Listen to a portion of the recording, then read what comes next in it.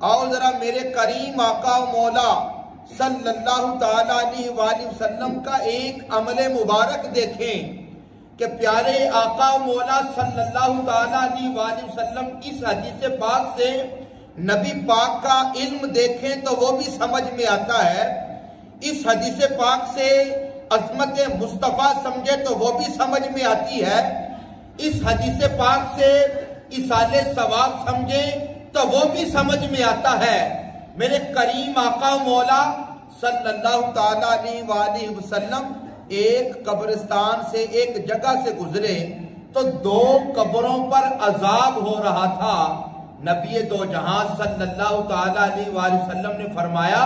اے میرے صحابہ ان قبر والوں پر عذاب ہو رہا ہے۔ میرے دوستو، اب وہ لوگ جو کہتے ہیں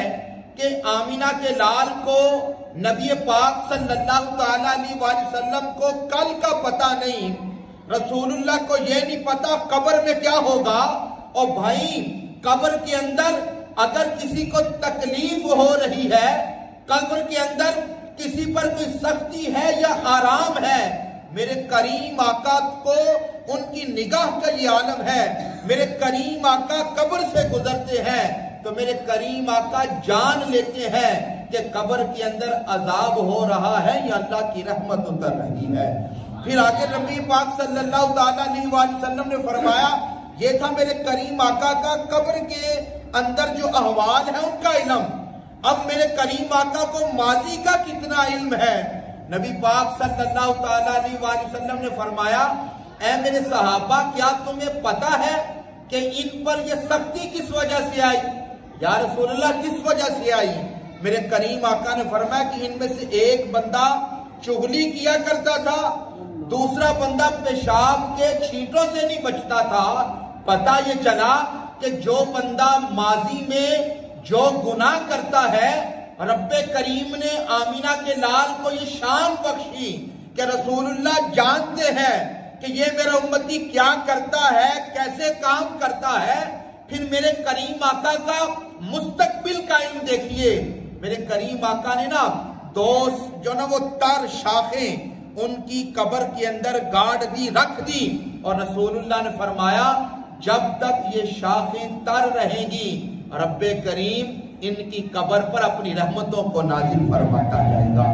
میرے دوستوں، پتہ یہ چلا کہ میرے کریم آقا کو ماضی کا بھی پتہ ہے،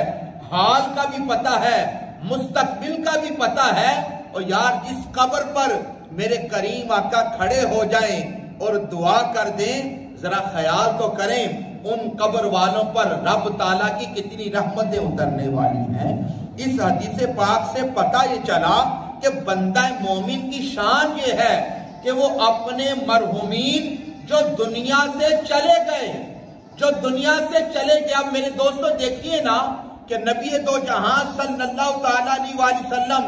آپ کو جب اس چیز کا اندازہ ہوا کہ قبر والوں پر عذاب ہو رہا ہے، تکلیف ہو رہی ہے، نبی اکرم صلی اللہ تعالیٰ علیہ وآلہ وسلم خاموشی اختیار فرماتے کہ چلو ٹھیک ہے، جو ہونا تھا وہ ہو گیا۔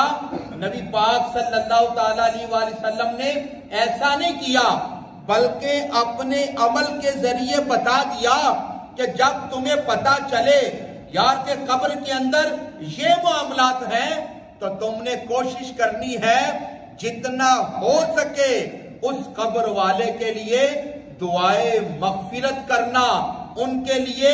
رب تعالیٰ کی رحمت طلب کرنا، دعا کرنا، رحمت مانگنا تمہارا کام ہے، اپنی رحمتوں کو نازل فرما دینا رب تعالیٰ کی شان ہے۔ پھر کیوں نہ کہیں عدل کرے تھے تھڑ تھڑ کمن اچیاں شانہ والے، فضل کرے تھے بخشے جاون میں ورگے مکالے۔